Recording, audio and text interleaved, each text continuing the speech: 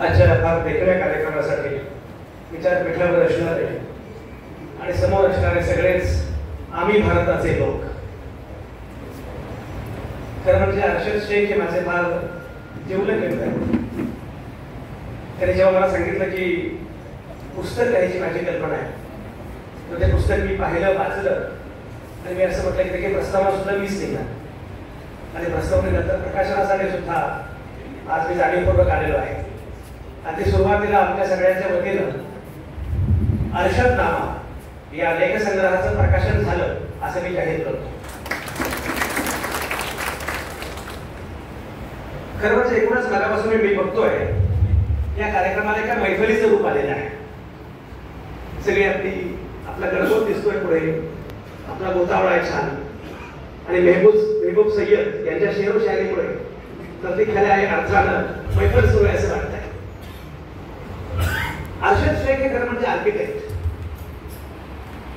पण त्यांची सौंदर्य दृष्टी पुस्तकाच्या निमित्तानं सुद्धा लक्षात येते.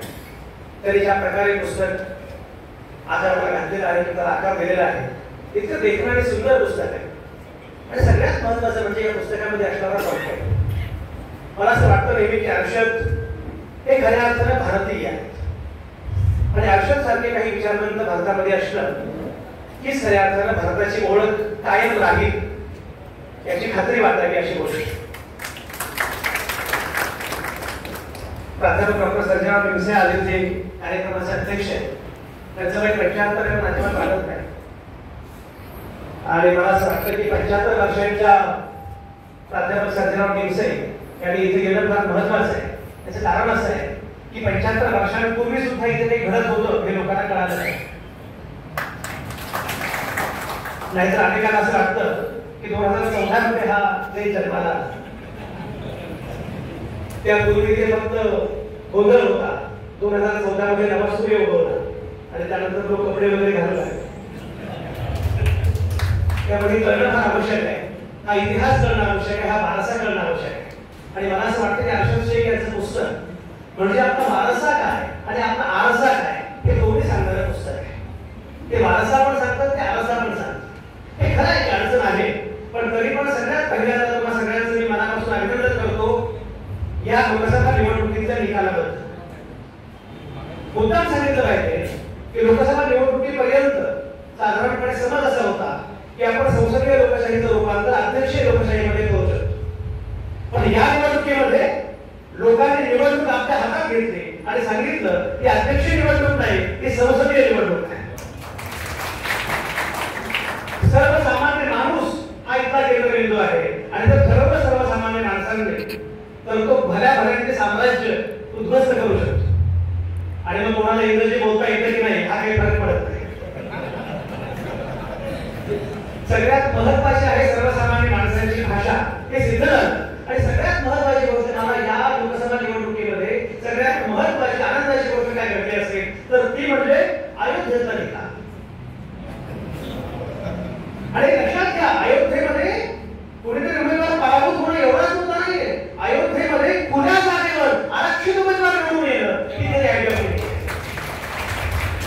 आणि म्हणून मला असं वाटतं की आयडिया अधोरेखित करणार आहे आमचे अर्शदजी आणि त्यांचं पुस्तक हे मला अत्यंत महत्वाचं वाटतं. आणि सगळ्यात महत्वाचं म्हणजे अर्शद शेख असल्यामुळे समोर बऱ्याच संख्येने मुस्लिम मला दिसत आहेत. मी तुम्हाला सांगतो, तुम्हाला सगळ्यांचं मी मनापासून अभिनंदन करतो, कारण पहिल्यांदा तुम्ही एवढी थेटपणे राजकीय भूमिका घेतो. आणि लक्षात घ्या, हा लढा केवळ तुमच्या अस्तित्वाचा नाहीये, हा लढा या आयडिया अस्तित्वाचा आहे, या भारताच्या कल्पनेच्या अस्तित्वाचा आहे. त्यामुळे सर्वसामान्य माणसांनी उभं राहायला पाहिजे. या पुढे सुद्धा तुम्हाला उभं राहावं लागणार आहे, हे फार महत्वाचं आहे. आज खरं म्हणजे माझे बरेच जुने मित्र मला दिसत आहेत. आमचे कॉम्रेड सुभाष शांडे आहे, डॉक्टर सुरेश पठारे सर मला दिसत आहेत, आमचे बापू चंद्रशिवे आहे, आमचे तिथे मराठी संपादक नितीन कोटलाशिव मला दिसत आहेत, आमचा बंडू पवार त्याचे नुकतंच पुस्तक आलेलं आहे. असे अनेक मित्रमंडळी मला दिसत आहेत. आणि या सगळ्या निमित्तात मगाशी ज्याप्रमाणे उल्लेख केला, मला त्याचा आनंद आहे की मुळात अर्शद शेख नावाच्या एका विचारी माणसाला हे पुस्तक लिहिलेलं. तुम्हाला सांगू का, म्हणजे निमसे सर हे प्राध्यापक होते, कुलगुरू होते, किंवा मेहबूब सय्यद प्राध्यापक आहेत, मी संपादक आहे, पत्रकार आहे, पण मला असं वाटतं की ज्यांचा लिहिणं हा उद्योग नाही, ज्यांचा लिहिणं हा व्यवसाय नाही, अशा किंबहुना मी असं म्हणेन की मराठी साहित्य आणि मराठी विचारधारा जी काही प्रगल्भ झाली त्यामध्ये अशा लोकांचा वाटा सर्वात मोठा आहे. त्यामुळे हे पुस्तक मला त्या अर्थाने फार महत्त्वाचं वाटतं. तुम्ही गंमत बघा, म्हणजे सुरुवातीपासून मुळामध्ये मगाशी म्हटल्याप्रमाणे या विचारपीठावर गिमसेचा प्रश्न, अर्शद शेख प्रश्न, मेहबूब सय्यद प्रश्न, सलमे अब्दे प्रश्न ही खरी आयडिया ऑफ इंडिया आहे. ही खरी आयडिया ऑफ इंडिया आहे. मी नेहमी सांगत आलोय, माझं पुस्तक आहे वी द चेंज, आम्ही भारताचे लोक. त्या पुस्तकातल्या कवितेचा उल्लेख वारंवार करत असतो. तुम्ही अनेकांनी भाग मिल्खा भाग सिनेमा बघितला असेल. ती कविता अशी आहे, धर्माने पेटवलेल्या बळगातून मिल्खा सिंग धावत असतो. धर्माने पेटवलेल्या बळगातून मिल्खा सिंग धावत असतो. धावणाऱ्या मिल्खाच्या रूपात फरहान अख्तर दिसतो. ताऱ्या पिटणारे कोणाला दोघांचे धर्म ठाऊक नसतो. आणि तुम्ही कितीही नाकारले तरी हीच माझ्या देशाची गाथा आहे. भराभरात उतरवला तोरा तुमची काय कथा आहे. आम्ही भारताचे लोक, हीच आमची ख्याती आहे. ही ख्याती आपली, ही ख्याती पुसून टाकण्याचा प्रयत्न जे लोक करतात ना, त्या सगळ्या प्रयत्नांना उत्तर म्हणून ते सगळे प्रयत्न कशा प्रकारे संपूर्ण जातील, अपयशी ठरतील, यासाठीचे एक उत्तर म्हणून अर्शद नामा या पुस्तकाकडे बघितलं आहे. मी मगाशी म्हटल्याप्रमाणे मुळात सांगितलं पाहिजे की भारताची कल्पना काय आहे, आयडिया ऑफ इंडिया काय आहे. मगाशी सरांनी उल्लेख केला अहमदनगरचं नाव बदलायचं. मला कळतच नाहीये, हे लोक गेम चेंजर नाहीये, हे लोक नेम चेंजर आहे. हे बदल ते बदल औरंगाबादचं नाव नंतर संभळलं, अहमदनगरचं काय त्याला केलं. तुम्हाला सांगितलं कुठे बदलायला. एक लक्षात घ्या, तुम्ही शहरांची नावं बदलाल पण शहर हा शब्द उर्दू आहे, त्याचं काय करा.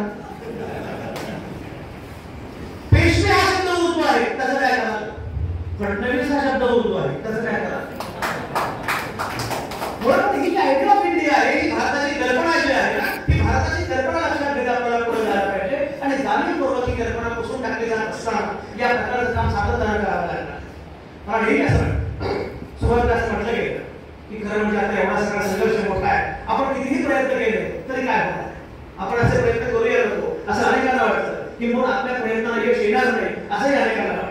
2024च्या लोकसभा निवडणुकीनंतर मी खात्रीने सांगू शकतो की सर्वसामान्य माणूस एकवटला, उभा राहिला, आयडिया ऑफ इंडिया सांगत राहिला तर निश्चितपणे त्याला यश येतं. म्हणून आपण लिहित राहायला पाहिजे, आपण बोलत राहायला पाहिजे, आपण मांडत राहायला पाहिजे, आपण भांडत राहायला पाहिजे. हे लक्षात घ्या. अमर्त्य सेनाचं पुस्तक आहे द आर्ग्युमेंटेटिव्ह इंडिया.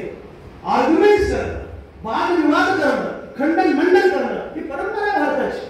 तुम्हाला जे हवं ते बोलता आलं पाहिजे, तुम्हाला जे वाटतं ते मांडता आलं पाहिजे, ही आपली परंपरा आहे. तुम्ही हे बोलायचं नाही, तुम्ही हे मांडायचं नाही, हे सांगणारे तुम्ही कोण. मी मगाशी म्हटल्याप्रमाणे आमची परंपरा एवढी थोर आहे. आणि मी आज अशा ठिकाणी उभा आहे, अहमदनगरचं मगाशी देदीप्यमान इतिहास नेमसे सरांनी सांगितला, एवढा मोठा वारसा आहे. डिस्कवरी ऑफ इंडिया, भारताचा शोध ज्या ठिकाणी पंडित नेहरूंनी घेतला असं हे शहर आहे. आणि मला असं वाटतं की अशा या शहरामध्ये अर्शद नामानं डिस्कवरी ऑफ इंडियाचे पुढचं पाऊल घातलेलं आहे की भारताचा शोध घेतलाय, भारताचा शोध घेतलाय. पण आजचा भारत काय आहे, कालचा भारत काय होता आणि उद्याचा भारत कसा असायला हवा याचा लेखाजोखा म्हणजे हे पुस्तक आहे. तुम्हाला सांगू, मी मागे असं म्हटलं होतं की उद्धव ठाकरे जेव्हा महाराष्ट्राचे मुख्यमंत्री होते त्या उद्धव ठाकरेंनी मी एका सभेमध्ये एकत्र होतो. उद्धव साहेबांना मी असं म्हटलं की उद्धव साहेब, तुम्ही बाळासाहेब ठाकरेंना हिंदू हृदय सम्राट असं म्हणता, पण एक लक्षात घ्या, जेव्हा या हिंदू हृदय सम्राटावर सिनेमा काढायची वेळ आली तेव्हा तुम्हाला नवाजुद्दीन सिद्दीकी शोधावा लागला. ही भारताची कल्पना आहे. ही कल्पना पुन्हा पुन्हा अधोरेखित करणं आवश्यक आहे. डिस्कवरी ऑफ इंडियावर जेव्हा भारत एक खोज नावाची मालिका निघाली तेव्हा छत्रपती शिवरायांची भूमिका करण्यासाठी नसरुद्दीन शाह शोधावा लागला. हा भारत आहे आणि म्हणून हा भारत सांगण्यासाठी आपण पुढाकार घेतला पाहिजे. आपण सातत्यानं सांगत राहायला पाहिजे की भारताची आमची कल्पना काय. काही लोक म्हणतात भारत माता की जय. मी म्हणतो अरे आम्ही एकदा नाही 100 वेळा म्हणून भारत माता की जय, पण भारत माता की जय म्हटल्यानंतर जेव्हा गोळ्या घातल्या जात होत्या तेव्हा जे झोपेच्या गोळ्या खाऊन झोपत होते ते आम्हाला सांगतात भारत माता की जय म्हणा. अरे आमचे मौलाना आझाद तेव्हा सांगत होते भारत माता की जय म्हणताना भारताचा अर्थ काय आहे आणि भारताचं वैशिष्ट्य असं आहे की भारतामध्ये हे वैविध्य आहे. या लोकांची अडचण काय, यांना सगळं वन पाहिजे. One nation one election, one nation one party one leader one language असं नाहीये. भारताचं वैशिष्ट्यच आहे की भारतामध्ये अनेक विविध भाषा आहेत. भारतामध्ये अनेक विविध धर्म आहेत, हे सगळं भारताचं वैशिष्ट्य. तुम्ही कल्पना करा, पाकिस्तान सारखा देश धर्माच्या पायावर उभा राहिला पण पुन्हा कोसळला. भारत मात्र एवढे सगळे धर्म असून सुद्धा दिमाग है छिपा होता. कुछ बात है हस्ती मिटती नहीं हमारी. आणि पठारे सर, ती बात मन की बात नाही आहे. ती बात काय आहे, ती बात काय आहे हे शोधायचं असेल तर अर्शद नामाकडे गेलं पाहिजे. आणि अर्शद नामाची परंपरा सुद्धा फार पूर्वीची आहे. नामा हा शब्द पहिल्यांदा वापरला बाबरानं, बाबरनामा. तुम्हाला फक्त बाबरी मशीद माहिती आहे, याला काहीच माहिती नाही ना. बाबरनामा तेव्हा ही कल्पना होती. बाबरानं स्वतःच आत्मचरित्र लिहिलं आणि ते आत्मचरित्र लिहिताना त्याने सगळी कल्पना मांडली की मला भारत कसा वाटला. हा सगळा इतिहास पुसून टाकायचा, हे सगळं संपून टाकायचं आणि सांगायचं की आम्ही म्हणतो तो भारत. कुठल्या तरी हुजूरपागा शाळेमध्ये ईद साजरी होते आणि ट्रोलिंग केलं जातं. मला कळत नाही की पुण्यामध्ये हुजूरपागा शाळेमध्ये ईद साजरी केल्यानंतर एवढा त्रास होण्याचं कारण काय. गणेशोत्सव शाळेमध्ये साजरा होऊ शकतो, बाकीच्या अनेक गोष्टी होऊ शकतात. ईद साजरी होण्यामध्ये गैर काय आहे. पण जाणीवपूर्वक हा देश एका धर्माचा आहे अशा प्रकारची मांडणी जे करतात, ती मांडणी आपण उद्ध्वस्त केली पाहिजे आणि सांगितलं पाहिजे हा भारत नाही. आम्ही भारत माता की जय 100 वेळा म्हणू, पण आमचा भारत वेगळा आहे. आधी तो भारत समजून घ्या आणि मग भारत माता की जय. हर्षद शेख ज्या प्रकारची मांडणी करतात, आणि कोणाने म्हटल्याप्रमाणे ते आर्किटेक्ट आहे. अशी छान एक अशी छान ती इमारत अशी उभी करतात आणि ती इमारत उभी करताना भिंती बांधतातच, पण सगळ्यात महत्वाचं म्हणजे सेतू बांधतात, पूल बांधतात. त्यांची इच्छा अशी की सगळं जोडलं गेलं पाहिजे. आणि म्हणून एक प्रकरण मी वाचत होतो. 35 प्रकरणं, 35 लेख इतक्या सुंदर पद्धतीने पुढे जातात. सगळ्यात महत्वाची गोष्ट, त्याला जो त्रास होतो, विकासाची कल्पना काय आहे. मित्रो आणि मेट्रो म्हणजे विकास नाही.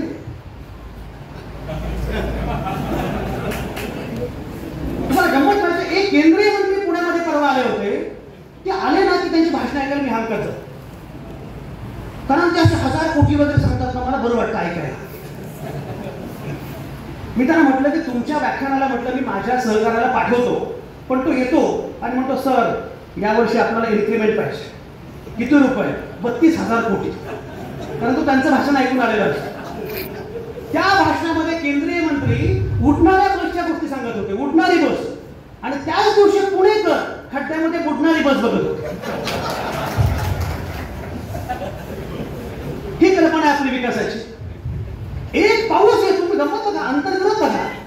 मेट्रो नावाच्या विकासाच्या जलवाहिनीचं किंवा विकासाच्या वाहिनीचं एका अर्थानं उद्घाटन करण्यासाठी पंतप्रधान येतात आणि त्या दिवशी पुणे पाण्यात गेलेलं आहे म्हणून त्यांना दौरा रद्द करावा लागतो. हा आपला विकास. एका पाण्यामध्ये, एका पावसामध्ये, बरं पाऊस असा काही फार भयंकर झाला होता, यापूर्वी झालाच नव्हता असं नाही. एका साध्या पावसामध्ये शहर संपतं, कारण शहराची प्रतिकार क्षमता संपून गेलेली आहे. अशा शहराचा विकास याला विकास म्हणत नाही. तुम्हाला माझ्या सांगतो, डॉक्टर अजित रानडे नावाचे आमचे एक मित्र आहेत. ते Gokhale institute of politics and economics या संस्थेचे कुलगुरू होते, पण त्यांच्या कुलगुरू पदाबद्दल आक्षेप व्यक्त केला. आपल्याकडे तुम्हाला माहिती आहे की आपल्याकडे शहाण्या सुरत्यांनी पदांवर असू नये असं एकूण काळ आहे. डॉक्टर अजित रानडे हे इकॉनॉमिस्ट आहे आणि इकॉनॉमिस्ट असून सुद्धा ते रिझर्व्ह बँकेचे सल्लागार आहे. हे म्हणजे आश्चर्यच आहे, पण ठीक आहे, हरकत नाही. तर ते आले होते आमच्याकडे. तर मी म्हटलं doctor Ranade, what is development? विकास म्हणजे ॲज अन इकॉनॉमिस्ट कसं असतं की आम्ही विकास म्हणजे हे ते सांगतो. As an economist how you define development? ते मला म्हटलं तुम्ही कधी फ्रान्सला गेलाय, पॅरिसला गेलाय? तर मी बऱ्याच देशांमध्ये गेलो आहे, पण फ्रान्सला काही गेलो नाही. तसंही सगळ्या देशांमध्ये जाऊ शकेल असं आपल्याकडे एकच माणूस आहे.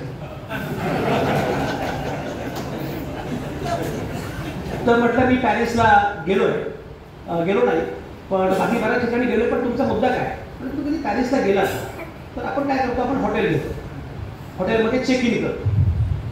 चेक इन केल्यानंतर केल्या आपली सवय काय, पहिल्यांदा आपल्याला पाणी प्यायचं असतं. आपण रिसेप्शनला फोन करतो आणि म्हणतो की पाणी प्यायचं पाणी. ती म्हणते आज जा बाथरूममध्ये आणि बाथरूमच्या नळाचं पाणी जे आहे ते प्या. तुम्ही म्हणतो हो, ती पण म्हणते ओ, कारण फ्रेंचमध्ये ओ म्हणजे पाणी. ते पुढे असं म्हणतात की ज्या ठिकाणी घरातल्या किंवा सार्वजनिक ठिकाणच्या कुठल्याही नळाचं पाणी आपण डोळे झाकून पिऊ शकतो त्याला विकास म्हणतात. ते पुढे असं म्हणाले की ज्या ठिकाणी आपल्या कुठल्याही मुलाला, नातेवाईकाच्या मुलाला, कोणालाही अगदी सार्वजनिक शाळेमध्ये आपण प्रवेश देऊ शकतो असं आपल्याला मनापासून वाटतं त्याला विकास म्हणतात. ते पुढे असं म्हणतात की आपल्या नातेवाईकाला आपण सार्वजनिक रुग्णालयामध्ये ऍडमिट करू शकतो असं आपल्याला वाटतं त्याला विकास म्हणतात. आणि जेव्हा सार्वजनिक वाहतूक व्यवस्थेतून प्रवास करावा असं श्रीमंतांना सुद्धा वाटतं त्याला विकास म्हणतात. या अनुषंगाने आपण आहोत कुठे आज? आपली अवस्था काय आहे? विकासाची कल्पना आपली काय आहे? या सगळ्याचा वेध घेण्याचा प्रयत्न अर्षद करतात की विकास काय आहे. आपण ज्याला विकास म्हणतो त्या विकासाचा खरा अर्थ काय हे ते प्रामुख्याने सांगत असतात. आणि मला असं वाटतं की खरं म्हणजे अर्षद यांचं हे पुस्तक ज्यांच्या डोळ्यावर झापड आहे ती झापड पूर्णपणे काढून टाकणार, सावध करणारं, सजग करणारं, जाग आणणारं अशा प्रकारचं हे पुस्तक आहे. आणि म्हणून हे पुस्तक फार महत्वाचं आहे.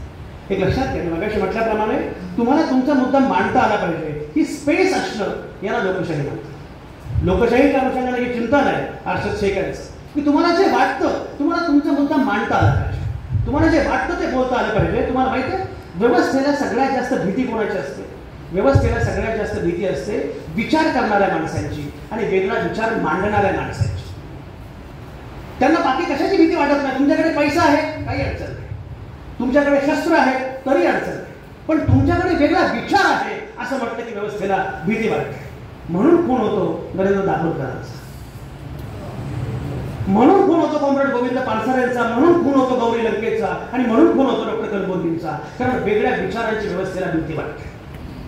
डॉक्टर बाबासाहेब आंबेडकरांनी जेव्हा संविधान सादर केलं तेव्हा संविधान सादर करताना बाबासाहेबांचं गाजलेलं भाषण, बाबासाहेब असं म्हणाले तुम्ही एखादा मुद्दा मांडला आणि तुमचा मुद्दा मला पटला नाही तर तुमचा मुद्दा खोडून काढण्यासाठी मी माझी बुद्धी पणाला लागेल, पण मला मान्य नसणारा मुद्दा सुद्धा तुम्हाला मानता यावा यासाठी जीवाची बाजी द्या.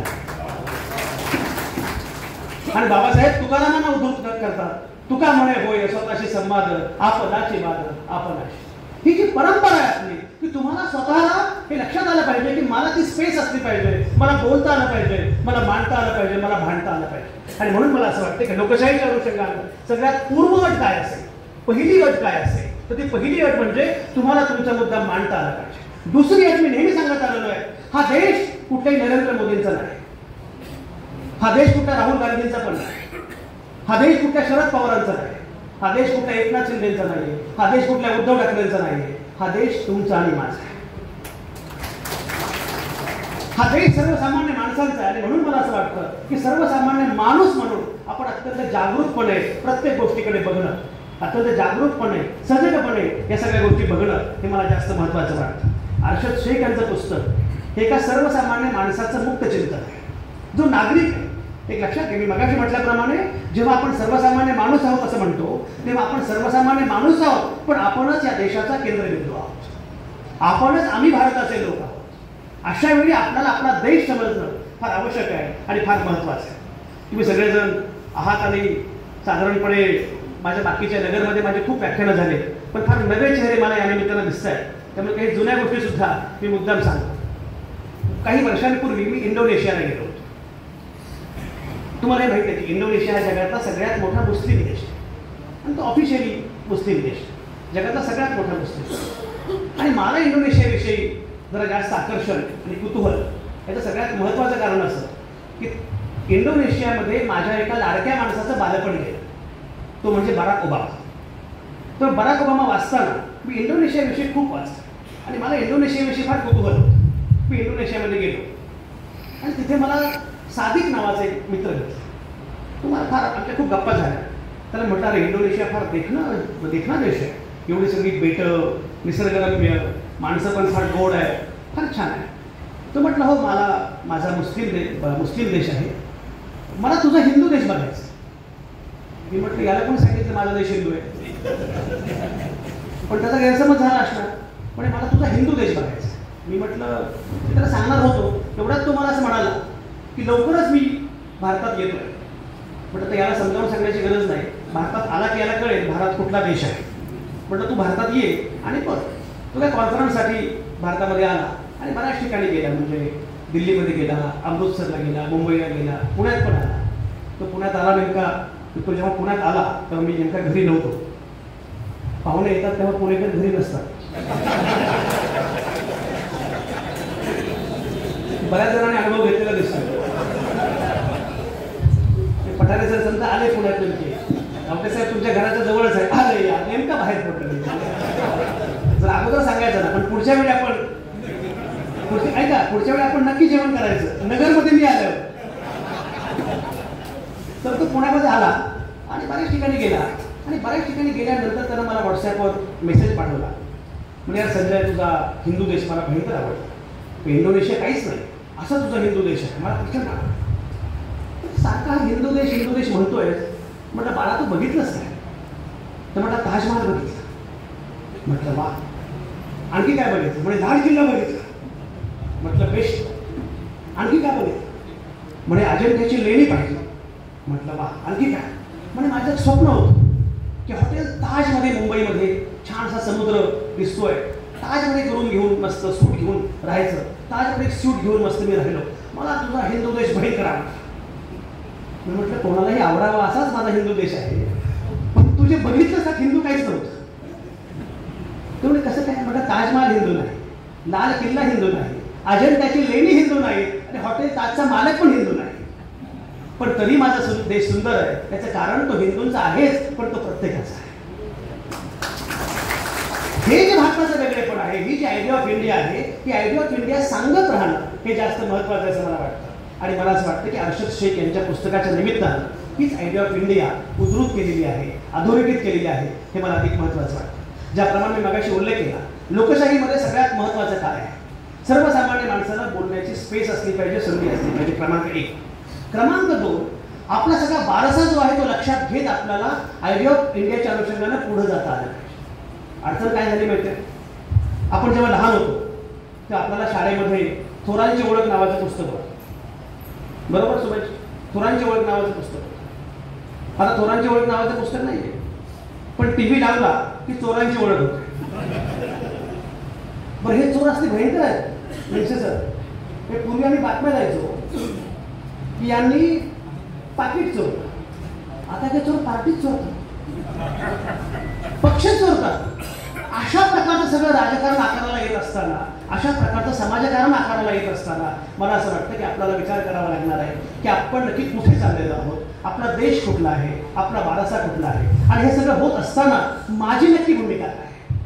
एक लक्षात घ्या, म्हणजे भारताचं संविधान हे जगातलं एकमेव संविधान आहे की जे असं म्हणतं आम्ही भारताचे लोक आम्हीच आमच्या प्रती ही घटना अर्पण करतो. ही राज्यघटना ही कोणाच्या चरणी अर्पण केलेली नाही. आम्ही भारताचे लोक आम्हीच आमच्या चरणी ही घटना अर्पण करतो आहोत, आमच्या प्रती ही घटना अर्पण करतो आहोत. याचा अर्थ असा आहे की सर्वसामान्य माणूस हा या सगळ्या देशामध्ये केंद्रबिंदू आहे. असं असताना मला असं वाटतं की साधारणपणे एक लक्षात घेतलं पाहिजे की जर ही जबाबदारी आपली असेल तर मग सर्वसामान्य माणूस म्हणून मी नक्की काय करतोय हे लक्षात घेतलं पाहिजे. मग फक्त एक उदाहरण सांगतो की काय पद्धतीने चाललेलं असतं. काही वर्षांपूर्वी मी औरंगाबादला दीप मराठी नावाच्या दैनिकाचा राज्याचा मुख्य संपादक होतो. आमच्या नितीन शेरू पुढे बसलेला आहे. कोरोनाच्या कालावधीमध्ये करमाड नावाचं गाव आहे. त्या करमाडमध्ये मालगाडीखाली जवळपास 16 मजूर मृत्युमुखी पडले. अनेकांना ती घटना आठवत असेल. 16 मजूर मृत्युमुखी पडले. तो फोटो माझ्याकडे आला आणि त्या फोटोमध्ये ते मजुरांचे मृतदेह असे छिन्न विच्छिन्न दिसत आहेत आणि त्यांच्या सोबत आणलेली भाकरी, ती भाकरी पडलेली इथंच होता. मी ते बघितलं आणि मी माझ्या टीमला विचारलं की काय करावं या फोटोचं. हा फोटो प्रसिद्ध करावा की नाही. साधारणपणे पत्रकारितेमध्ये काही संकेत आहेत.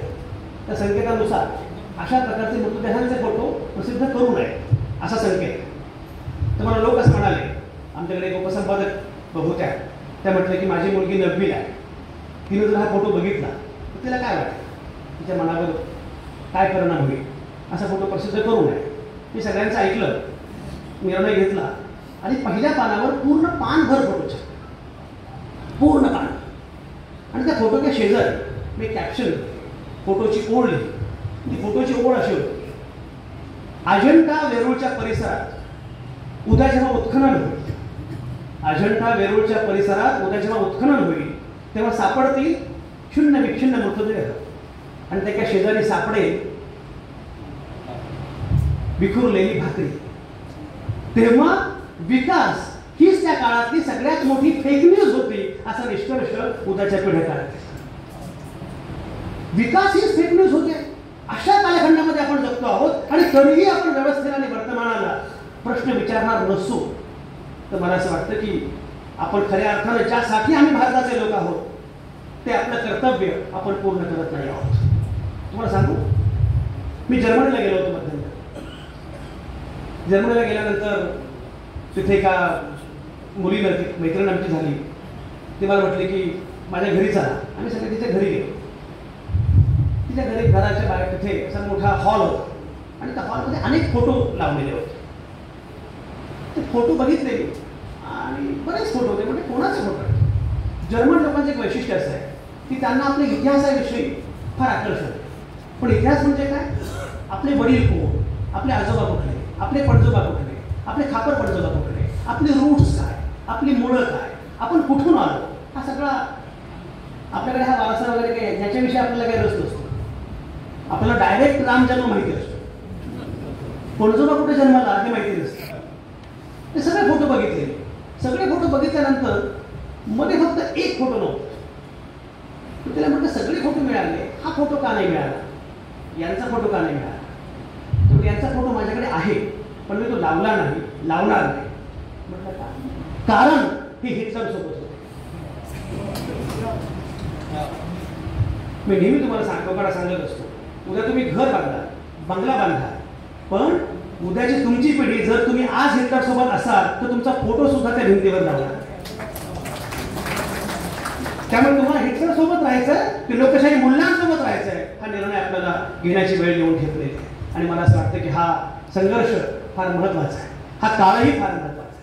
आपण अशा कालावधीमध्ये आहोत की ज्या काळामध्ये खरोखरच संघर्ष करणं अत्यंत आवश्यक आहे. लोकशाही मूल्यांची जपणूक करणं अत्यंत आवश्यक आहे. मगाशी त्याचा उल्लेख झाला, इतिहासाविषयी आपल्याला आकर्षण फार आहे, पण इतिहासाच्या नावानं वर्तमानात लढाया करणं हा जो काही वेडेपणा, विंदा करंदीकरांची कविता आहे, इतिहासाचे अवघड ओझे डोक्यामध्ये घेऊन नानाचा पदस्थल करून त्याचे वरती चढवली भविष्य वाच. तुम्हाला भविष्य वाचता आलं पाहिजे. इतिहास हा विषय अस्मितेचा नाहीये, तो अभ्यासाचा आहे. आपण काय केलं, इतिहासाचं रूपांतर अस्मितेमध्ये करून टाकलेलं आहे. निमसे सर मगाशी म्हटले त्याप्रमाणे इतिहास खूप असतात आणि सगळ्यात महत्वाचं म्हणजे इतिहास समकालीन असतो. हे लक्षात घेत आपल्याला इतिहासाकडे बघावं लागणार आहे, वर्तमानाकडे बघावं लागणार आहे आणि भविष्यातली आव्हानं काय आहे त्याकडे बघावं लागणार आहे. अर्षद शेख यांच्या पुस्तकाच्या निमित्तानं अशा अनेक गोष्टी समजू शकतात आणि म्हणून मला असं वाटतं की हे पुस्तक प्रत्येकानं वाचणं आवश्यक आहे. या पुस्तकातली सगळी प्रकरणं आणि एवढं देखणं पुस्तक अवघ्या 800 रुपयांना आहे आणि आज मला वाटतं 400 रुपयांना उपलब्ध करून देता येते. बरोबर, 50% सवलत आहे. एक लक्षात घ्या, प्रत्येकानं हे पुस्तक घेतलं पाहिजे. आपण सगळ्यात मोठी गफलत काय केली माहिती आहे? आपण वाचत नाही, आपण विचार करत नाही. आणि जो विचार करत नाही ना तो माणूस व्यवस्थेला सोयीचा असतो. एक लक्षात घ्या, मोबाईल का आला, 5G 6G, मी नेहमी सांगत असतो, पूर्वी काय होतं, बाळ रडतंय ड्राय वॉटर देतात, आता बाळ विचार करतंय मोबाईल देतात. तो बसला 5G 6G 7G तर सुरू आहे, जी. मी नेहमी सांगतो, मला लष्करी तोयबाची भीती वाटत नाही, मला लष्करी होयबाची भीती वाटते. सगळ्यांनी एका सुरात येस सर, होय सर असं म्हणणं हे भयंकर आहे. व्यवस्थेला प्रश्न विचारला पाहिजे आणि त्यासाठी मुळात विचार केला पाहिजे आणि विचार करण्यासाठी अशा प्रकारचं लेखन वाचणं, अशा प्रकारची पुस्तकं वाचणं हे जास्त महत्वाचं आहे. तुम्हाला कल्पना आहे, अर्षदनामा हे पुस्तक महत्वाचं यासाठी आहे, 100 वर्षानंतर अर्षद शेख असं म्हटलं जाईल की ज्या कालावधीमध्ये लोक प्रश्न विचारायला घाबरत होते, ज्या कालावधीमध्ये माध्यम सुद्धा एकाच विचारामध्ये बोलत होते, ज्या कालावधीमध्ये मॅन्युफॅक्चरिंग कन्सेंट म्हणजे सहमती तयार करणं एवढंच राजकारण सुरू होतं, डिसेंट कोणीही करत नव्हतं, अशा वेळी अर्षद शेख नावाचा आर्किटेक्ट काहीतरी वेगळं मांडत होता, वेगळं लिहित होता, वेगळं बोलत होता. ही अत्यंत महत्वाची गोष्ट आहे. आणि पुन्हा मी सांगतो, इथं प्रामुख्याने मी मुद्दाम उल्लेख करून सांगतो की प्रामुख्यानं मुस्लिम मित्र मला जास्त दिसत आहेत. तुम्हाला मी सांगतो, तुम्ही तर जाहीरपणे ही भूमिका घेतलीच पाहिजे. ही भूमिका जाहीरपणे घेतली पाहिजे. एक लक्षात घ्या, हा जो काही भारत आहे ना, तो भारत असण्यामध्ये तुमचा जेवढा वाटा आहे ना तेवढा कोणाचाच नाही. तुम्ही तेव्हाही होता म्हणून भारत उभा राहिलेला, लक्षात घ्या. तुम्हाला कल्पना नाहीये त्या कालावधीमध्ये हा देश सेक्युलर करणं हे सोपं नव्हतं. त्यावेळी गांधी, नेहरू, आंबेडकर हे एकाकी होते. गांधी, नेहरू, आंबेडकरांसोबत कोणीही यायला तयार नव्हतं. काँग्रेसमधलीच मंडळी की या लोकांच्या विरोधामध्ये होती. त्यांचा पाकिस्तान झाला, आता आपला हिंदुस्थान, अशा प्रकारची भूमिका काँग्रेसमधलीच मंडळी मांडत होती. तरी सुद्धा गांधी, नेहरू, आंबेडकर आणि मौलाना आझाद, सरदार वल्लभभाई पटेल यांनी ठरवून आज काय झालं माहिती? मग अशी तुम्ही भगतसिंगांचा उल्लेख केला तुमच्या भाषणाच्या समारोपाला. अडचण काय झाली? सध्या महापुरुषांचं अपहरण करण्याचं काम आहे. माझ्या एका पुस्तकाचं नाव आहे बाप पळवणारी टोळी आलेली आहे. तुम्ही आमच्या उद्धव ठाकरेंना विचार, बापच गायब करतो. महापुरुषांच्या अपहरणाचा हा काळ आहे. पण अपहरण म्हणजे भगतसिंग आमचा, अरे गाढवांनो, तो कॉम्रेड होता, तो नास्तिक होता. नुसतं राम मंदिर म्हटलं त्याने कानाखाली वाजवली असते. तरी भगतसिंग आमचं, सरदार वल्लभभाई पटेल आमचे. कसं पटेल? तरी पटेल आमचे. नेताजी सुभाषचंद्र बोस आमचे. तुम्हाला कल्पना आहे नेताजी सुभाषचंद्र बोसांबद्दल? नेताजी सुभाषचंद्र बोस आणि महात्मा गांधी यांचे मतभेद झाले हे खरं आहे. नेताजी सुभाषचंद्र बोसांनी आझाद हिंद सेना स्थापन केल्यानंतर त्याच्या पहिल्या बटालियनचं नाव गांधी रेजिमेंट होतं. दुसऱ्या बटालियनचं नाव नेहरू रेजिमेंट होतं. एवढे त्यांचे संबंध प्रेमाचे होते. नाही, पण ते गांधींचं आणि आंबेडकरांचं भांडण होतं. अरे दोघेही काम करत होते म्हणून भांडत होते. तुम्ही काहीच करत नव्हता, तुमच्याशी कोण भांडले? भांडण होतं, झगडा होता, प्रश्न होता, अनेक मुद्द्यांवर भांडण होतं, वादविवाद होते. पण तरीही या देशाचं स्वरूप काय असावं याविषयी एकमत होतं, मतैक्य होतं. म्हणून मी नेहमी सांगत आलोय, गांधी विरुद्ध आंबेडकर असा संघर्ष होता. पण संविधानाच्या चौकामध्ये गांधी अधिक नेहरू अधिक आंबेडकर अधिक मौलाना आझाद बरोबर भारत हे सूत्र आहे. हे सूत्र लक्षात घेतलं पाहिजे. मी यासाठी सांगतोय की तुमच्याही लक्षात येत नाही, पण जाणीवपूर्वक धर्मांधतेवर हा देश उभा करण्याचा प्रयत्न सुरू आहे. जाणीवपूर्वक धार्मिक अधिष्ठानावर हा देश उभा करण्याचा प्रयत्न सुरू आहे. अशा वेळी आपण हे सगळे प्रयत्न हाणून पाडले पाहिजे. आणि हे प्रयत्न हाणून पाडू शकतो आपण, याची मला पूर्णपणे खात्री आहे. लोकसभा निवडणुकीनं त्याची मला ग्वाही दिलेली आहे. एक लक्षात घ्या, मगाशी म्हटल्याप्रमाणे प्रश्न हा नाही की सरकार कोणाचं येणार. मला काही लोक विचारतात, पण मलाही सांगा की सरकार पूर्वी वेगळं होतं, तेव्हा तुमचं काय भलं झालं? म्हटलं भलं सोडा, हे लोक फोनही उचलत नव्हते. एक काँग्रेसचे नेते होते, त्यांच्या कार्यक्रमाला मी गेलो. माझं भाषण झाल्यावरती काँग्रेसचे नेते म्हटले, आवटे साहेब तुम्ही आमचेच आहात, आम्हाला इतके दिवस कळलं कसं काय? म्हटलं काय सत्तेमध्ये असताना तुम्हाला काहीच कळत नाही. एक लक्षात घ्या, आभार मानायची सत्ता गेली. तुम्हाला माहिती आहे का, 2014 नंतर लोक संविधानावर बोलायला लागले. 2014 नंतर लोक गांधी, नेहरू, आंबेडकरांबद्दल बोलायला लागले. तोपर्यंत आपण सुद्धा या मुद्द्यांवर बोलत नव्हतो. उलट पक्षी गेल्या 10 वर्षांमध्ये आयडिया ऑफ इंडिया छान अधोरेखित झाली. यासाठी अभिनंदनच केलं पाहिजे. आणि यांची सत्ता गेली म्हणून बरं झालं, कारण त्यांना पण कळलं गांधी, नेहरू, आंबेडकर नावाचं काहीतरी आहे. मी त्यांना म्हटलं, राजे सत्तेमध्ये असताना तुम्ही कधीतरी मला गांधींवर बोलायला बोलावं का? सत्तेमध्ये असताना तर आंबेडकर समजावून सांगायला कधी सांगितलं? सत्तेमध्ये असताना मौलाना आझाद समजावून सांगायला सांगितलं? तर सत्तेमध्ये असताना फक्त खुर्ची. आता यांना कळलं गांधी, नेहरू, आंबेडकर काहीतरी आहे. त्यामुळे हे होणं पण आवश्यक आहे. आणि म्हणून मला असं वाटतं की हा सगळा वारसा लक्षात घेत आपल्याला पुढे जायचं आहे. हे नक्की काय आहे याचं खूप छान अधोरेखन अर्षदच्या पुस्तकाच्या निमित्तानं आहे. अर्षदचं वैशिष्ट्य असं आहे की अर्षद आर्किटेक्ट आहे. अर्षदचा इकॉनॉमिक्सचा खूप चांगला अभ्यास आहे. अर्षदची सगळ्या समुदायांशी एक वेगळी नाळ आणि नातं आहे. त्यामुळे त्या पुस्तकामध्ये तुम्हाला खऱ्या अर्थानं भारतीयत्वाचं प्रतिबिंब उमटतं. अत्यंत बहुआयामी, बहुसांस्कृतिक अशा प्रकारचं हे पुस्तक आहे. अत्यंत देखणं, अत्यंत वेगळं असं पुस्तक आहे. तुमच्यापैकी प्रत्येकानं वाचलं पाहिजे. आणि सगळ्यात महत्त्वाची गोष्ट समारोप करताना एक सांगतो. सगळ्यात महत्त्वाची गोष्ट, 3 गोष्टी तुम्हाला सगळ्यांना सांगतो. पहिली गोष्ट, जर तुम्हाला पुढे जायचं असेल, सगळ्यात पहिल्यांदा तुम्हाला तुमच्या घरातल्या महिलेला मोकळा श्वास तिने घेतला पाहिजे, यासाठी काम केलं पाहिजे. एक लक्षात घ्या, महात्मा फुले, सावित्रीबाई फुले यांनी पुण्यामध्ये मुलींची पहिली शाळा सुरू केली तेव्हा त्यांच्या सोबत फातिमा शेख होत्या. आज आपण महात्मा फुल्यांचं नाव घेतो, सावित्रीबाई फुल्यांचं नाव घेतो, ते महत्वाचं आहे. पण फातिमा शेख सुद्धा होत्या. आपल्या घराघरामधल्या फातिमांना आपण संधी देतो का, हा विचार केला पाहिजे. काहीही झालं तरी घरातल्या फातिमांना जो संधी देत नाही त्याला कुठलाही उच्च वारसा सांगण्याचा अधिकार नाही. हा सगळ्यात पहिला मुद्दा आहे. महिलांच्या अनुषंगाने लक्षात घ्या, त्या सगळ्या फुले शाहू आंबेडकर सगळ्यांनी प्रामुख्याने काम काय केलं असेल तर महिलांच्या अनुषंगाने काम केलं. डॉक्टर बाबासाहेब आंबेडकरांनी तेव्हा हिंदू कोड बिलाच्या मुद्द्यावर केंद्रीय मंत्रिपदाचा राजीनामा दिला. हिंदू कोड बिल म्हणजे काय? महिलांना अधिकार देणारं बिल. अर्थात कंसातला भाग लगेच सांगितलं पाहिजे की त्यानंतर पंडित नेहरूंनी काही वर्षांमध्येच 4 भागांमध्ये हे हिंदू कोड बिल मंजूर करून घेतले. हे अनेकदा सांगितलं जात नाही म्हणून सांगतो. पण मुद्दा असा की या अनुषंगानं पहिला मुद्दा हा आहे. दुसरा जो मुद्दा आहे तो म्हणजे शिक्षण, वाचन हे सगळ्यात महत्त्वाचं आहे. त्यामुळे तुमच्या पुढच्या पिढीला शिक्षण, वाचन हे नीटपणे त्यांचं होईल हे बघितलं पाहिजे. आणि तिसरं म्हणजे त्यांना आयडिया ऑफ इंडिया समजावून सांगितली पाहिजे. त्यांना भारताचा वारसा समजावून सांगितलं पाहिजे. मगाशी निमसे सरांनी उल्लेख केला की नेहरूंचं नाव घेतलं म्हणून त्यांना त्रास झाला. मला साधी गोष्ट अशी वाटते, पंडित नेहरूंच्या अनुषंगानं मध्यंतरी मी एका मित्राच्या घरी गेलो. त्याची मुलगी 8वीला आहे आणि ती आज बसलेली होती. मी त्याला म्हटलं, अरे जरा त्या मुलीला बोलव, जरा काय करते बघूया. नाही म्हणते ती अभ्यास करते. म्हटलं बोलव ना, आपल्याला सवय असते ना पठाण्यासारखी. लहान मुलं आले की त्यांना बोलवायचं, मग कविता म्हणून दाखव, भाषण म्हणून दाखव. मी तर लहान असताना संजू ये आता भाषण म्हणून दाखव असते असायचं. लंके सरांचे आलेले सुधीर लंके. परवा फेसबुकवर एक मी फार छान विनोद बघितला की एक मोठे गृहस्थ लहान मुलाला विचारतात, तू मोठेपणी काय होणार? तो मुलगा म्हणतो, वाटेल ते होईल पण असे मूर्खासारखे प्रश्न विचारणार नाही.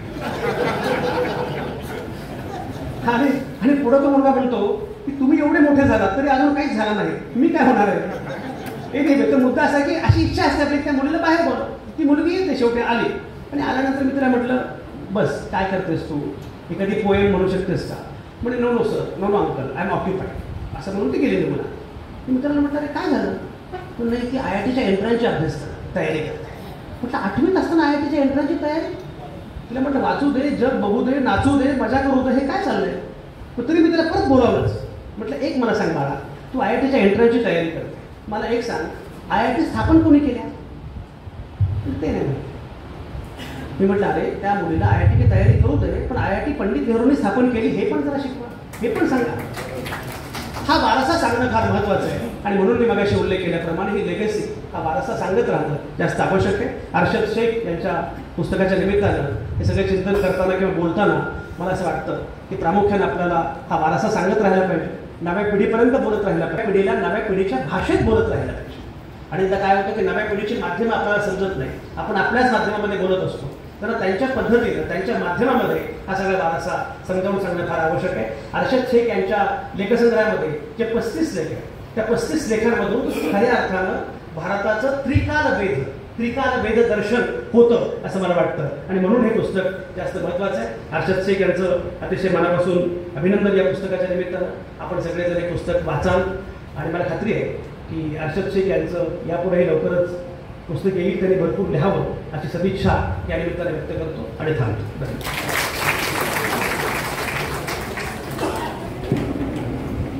धन्यवाद सर. सरांनी ज्या अपेक्षा व्यक्त केलेल्या आहेत त्या अपेक्षा निश्चितपणे पूर्ण होईल, यात काहीच शंका नाही. मी डॉक्टर प्रशांत शिंदे यांना विनंती करतो की त्यांनी आभार व्यक्त करावे.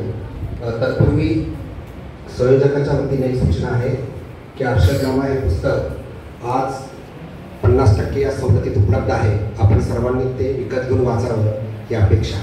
डॉक्टर प्रशांत शिंदे. आजच्या या अर्शदनामा पुस्तक प्रकाशनाच्या समारंभाच्या निमित्ताने या विचारमंचावर या कार्यक्रमाचे अध्यक्ष आदरणीय संजयराव मुळशी सर, माननीय संजय जावडे, प्राध्यापक महबूब सय्यद सर आणि आपण सर्व राष्ट्रपतींच्या मित्र परिवार, नगर जिल्ह्यातील जिल्हा परिषद